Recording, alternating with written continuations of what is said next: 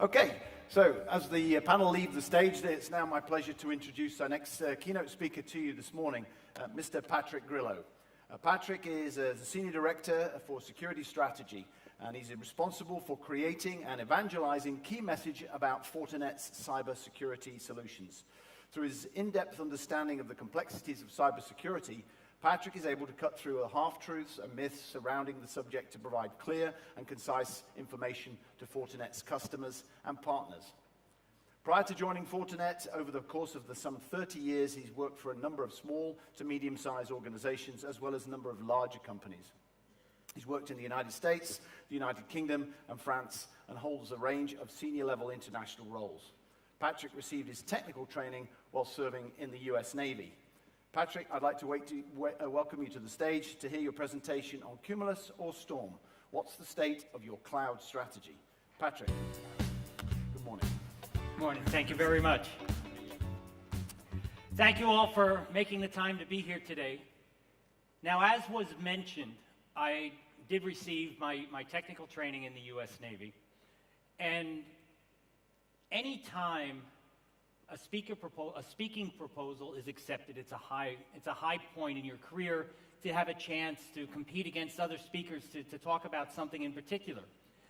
For me in particular, because during that time while I was in the Navy, as a young seaman, my very first ship, our very first deployment, international deployment, was to the standing NATO fleet in the North Atlantic.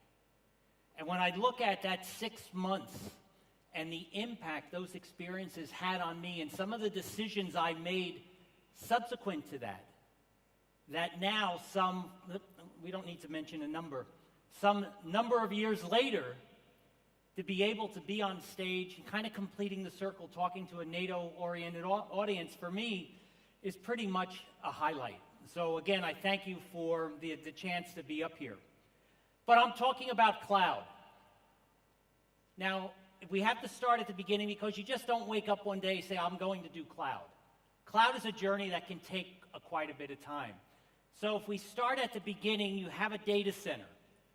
Now, some of you may already be in the process, switching from a physical to a virtual infrastructure, even if you don't have any sort of cloud connectivity. But you're still dealing with some of the key issues. Because the question is, how, in a virtual environment, can I maintain the same level of protection that I had in a physical environment? How do I do segmentation? How do I deal with east-west traffic flows? These questions are going to continue to plague you as you complete your cloud journey. And so knowing the answers or thinking about the problems now is definitely going to help sometime in the future. But if I want to go from an on-premise environment to a cloud or some sort of hybrid environment, fine. I can start using probably the most simple example, software as a service. Start using those applications that are hosted in somebody else's cloud. Then I can continue my journey. I can use infrastructure. I can use a development platform. I have all of these available to me. But what's the impact of having that? And if I look at the advantages of cloud, yeah, it's fast. I have scalability. I have elasticity. I have all the things I'm looking for to keep pace. But there's a downside to all of these as well. If I look at that, it's fast and things can happen quicker than I can manage. That's contributing to an existing problem we call shadow IT. Most organizations have 60 to 70 cloud applications that they know about. But you can be sure it's probably twice the actual number. Decentralized, I don't have to go through IT any longer. That just takes the shadow IT problem and multiplies it by 2. And this other piece about, yeah, I can use it, I don't have to worry about it. This is the real issue. It's my attack surface. Because every time I bring a cloud on board, and I don't care what nature of cloud it is, I'm changing my attack surface. I'm giving the hacker an additional entry into my network. Because you absolutely have to keep in mind, it's your responsibility to protect your data. Now, this model, there's a clear limitation, or I should say a demarcation between what the cloud provider is designed to do or is responsible for, and that's largely the infrastructure. But protecting the data, that's still your responsibility. Protecting access to it, that's your responsibility. Now, where that demarcation point is will vary based on what sort of cloud service you're using. In this case, this is an example of infrastructure as a service. But no matter where that demarcation point is, you still have to be cognizant of the responsibility of protecting that data. And quite simply, it means bring your security infrastructure with you. Going back to your on-premise data center, how are you protecting those applications? How are you protecting the data flows? Again, segmentation, or how are you bringing the security philosophy into that environment? It's really no different in a cloud. It's your data, bring your security infrastructure. So the things you would normally do in a physical world, you can do it in a virtual world as well. Yes, and all of the clouds that are being presented on the show floor, they have a wide range of security offerings. The key, however, is what you want to do is not to start something over every time you go to another cloud provider. What you want is to maintain consistency, continuity in my security posture from an on-premise to a cloud environment. So what I really want to do is to simplify my network. Take advantage of cloud, take advantage of everything that it offers, but not at the cost of increasing the complexity of managing my network. What I want, that security infrastructure, that security posture that I had in my on-premise environment, I want to extend that into the cloud. I don't want to have demarcation points. I don't want to have handovers from a physical world to a virtual world. I want to make sure that I'm consistent, reducing complexity to make it easier to meet its objectives. Now that's the foundation, if you will, of focusing on cloud. The other thing we have to take into consideration, cloud is only part of your network. Yes, you may be going 100% cloud, but it's still, there's another component of your network that you have to take into account. Because the value, the applications, the data being generated by those applications might be sitting in somebody's cloud or shared across multiple clouds. From the hacker's perspective, they don't care where they get into the network. They're looking for the weak link in your security chain so that they can get in, remain undetected, move horizontally through the network until they get to a resource that's already been identified or find a resource that has particular value. So what we need to do is actually step back, look at what we've just talked about. I've had it I have my on-premise data center. My cloud strategy is now an extension of that, perhaps eventually replacing that on-premise data center, but I have that consistent security policy. But now I want to look at the left-hand side of the drawing. I want to make sure that the rest of my network can be combined into that as well. Because if I start chopping up my network, I start chopping up how I approach security for different parts of it. Yeah, you can make it work. Yes, you can communicate it. I should say, yes, you can communicate between the different parts, but the chance of human error becomes much greater. The lack of consistent end-to-end security policies becomes a major issue. So what you're looking at, if I've adopted an approach of a consistent security posture on the right-hand side, I want to make sure I have it on the left-hand side as well, and look at a strategy before I embark on a cloud journey, to look at a security strategy that's going to achieve that. What is going to give me my best chance of making sure my entire network, not just the cloud, but my entire network has a consistent security posture across the whole of it. Now, different vendors out on the floor will propose different philosophies, different approaches. One particular approach is this idea that the different technologies that you're working with or will work with, not only are they individual technologies that will work on a standalone basis, they also need to work with each other. Because you can go out and buy the best product for any particular technology, the best product for any particular attack vector, and it will work exactly the way that you intended it to work. But the issue is that product from vendor A was never designed to work with the product from vendor B. And gaps in coverage, gaps in capabilities will develop, and as they develop, they will be exploited. So taking a coordinated security approach where these technologies are integrated into the network, they collaborate with each other, they have an automation capability so not everything is done by hand. That's the philosophy that when you're stepping back and you're looking at your larger environment, this is where you need to be looking at. And it's only when you have the full range of different technologies that you're actually able to make that happen. Now, the different technologies being shown on this slide can be deployed as a physical device. They can be deployed on your on-premise in a branch office, whatever the case. But particularly those technologies protecting web applications, email applications, firewalling for basic protection as well as segmentation, these can all be deployed as virtual machines as well. A virtual machine that can reside in any number of different clouds that you're anticipating using. And again, it's how those different technologies, regardless of the form factor, actually come along. Now that's a very high-level approach to talking about and looking about cloud security and taking it back into the concept of looking at my entire network. Because all too often we get excited about cloud and forget the other bits.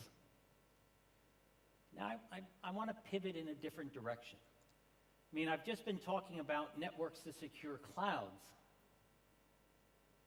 But this might fall into the category of something completely different. What about clouds to secure networks?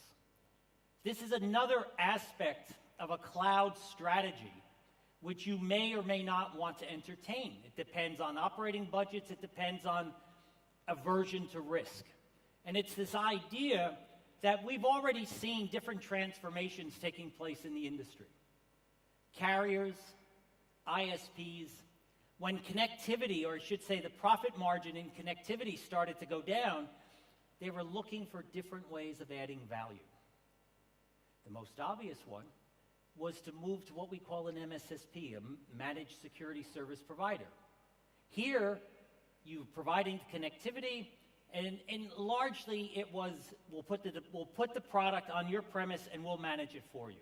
And that's evolved to a certain extent, and you see different categories of MSSPs and different ranges of capability. But the market has been disrupted yet again by this thing called security as a service. Now, companies have come into the marketplace promoting themselves as this security as a service, and of course, because now new business opportunity, better margins, it's attracting the attention of the MSSPs and the carriers. So the most difficult question for you is, how do I tell them apart? What is the definition of a security as a service provider? Looking at the internet doesn't help a whole lot. Because if I take a look at Wikipedia, it gives me a very no-nonsense, straightforward answer. Fair enough. I think that's a pretty generic answer, whoever wrote it. Look for another reference on whatis.com, and now they're focused on outsourcing. Yeah, fair enough. But they're using a different acronym. They're using SaaS. It isn't SaaS 365 or Salesforce or these other applications. So I went further, looked for another one, and while this one has some issues, it's probably the closest one because of the key word, cloud computing model. Now, we start to get some confusion between security as a service and SaaS, and how do you refer to one versus the other. It focuses on the internet, which may or may not be true, because you don't necessarily have to go through the internet to get to these things. And this is contributing to the confusion about whether this is a viable option or not, because you can't figure out what the heck it is. But regardless, what are some of the options? What are some of the things I can get from the range of the different providers out there? make your choice. Choose any of these services. Not everything is available from every provider, but if you do some research, you look around, you can see that, yeah, there are some pretty robust services out there and some pretty interesting marketing propositions going on about why. And it's not an old market, but it's a market that's growing fairly quickly. And if we look at this particular reference, it's already a $3 or $4 billion market, growing at an annual rate of about 20% per year. So projected by 2020, it's over $12 billion. That's a lot of business. That's a lot of companies of all different sizes deciding, I'm going to use a cloud-based approach for my basic blocking and tackling when it comes to security. So what does it mean to me from a network perspective? How do I construct my network? Well, if we go back to my original diagram, here's my network. I've got my data center, I've got my clouds, I've got all my branch office, I've brought everything together, I've carefully architected it all together. And if I went from this approach to 100% security as a service, I end up with something like this. Now, on the one hand, seems very promising. Wipe my hands, wash my hands of responsibility, and let somebody else do it. That's one of the key pitfalls here, because to me, there are a number of questions, beginning with the size of the provider. Are they a global concern? How many POPs do they have? How do I connect to them? What are my options? Is it all by VPN, or can I get dedicated connections? What sort of capabilities? Now, that list I gave was pretty wide, but not so very deep. So the due diligence, if I chose to use them for a particular service, I absolutely have to compare it to if I were doing that service myself. At the branch office in particular, a big trend right now is something called SD-WAN. Yeah, I can save some money with SD-WAN, but more importantly, I can get better application responsiveness, and I can close off of a potential weak link in my security chain. What sort of capabilities do they have there? At the other end, at the head end, so to speak, in the data center, can I extend my security posture from the data center into the different clouds I'm using? What about visibility? I've seen some of these providers actually do a very good job in give us your connectivity to the clouds and we'll make it more secure for you, because that's one of the biggest security issues we have. But these are all the questions that you need to ask if taking this approach is appropriate for your particular organization. Now, to wrap this up, a number of points to leave with you, things to think about, is that I get asked quite often, what should I do about cloud? And the basic answer is, what does your organization want to do? What are your needs? And is there a cloud provider that can give you what you want, when you need it, and where you need it? It's making sure they can meet your requirements. And I know this sounds basic, but too often it never gets reviewed. You don't bend to them, they have to meet your requirements. And while cloud, as I showed, offers a number of different advantages, the scalability, flexibility, not so much cost savings, but the other parts of it operationally, that's fine. But is it going to increase my security? Excuse me. Is it going to increase the complexity of my network?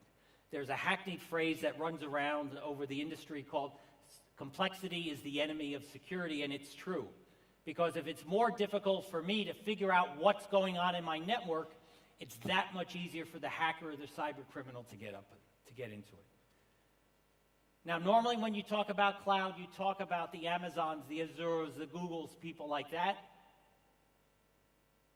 Expand that thinking.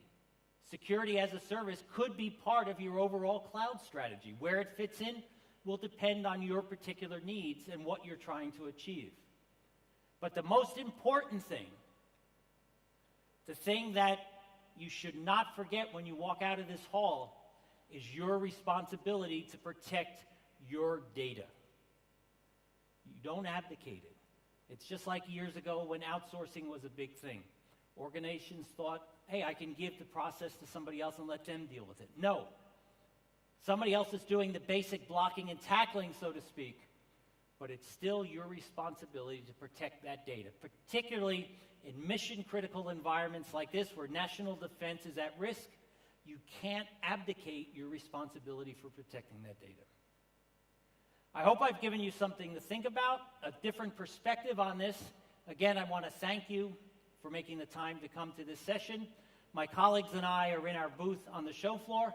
Thank you very much.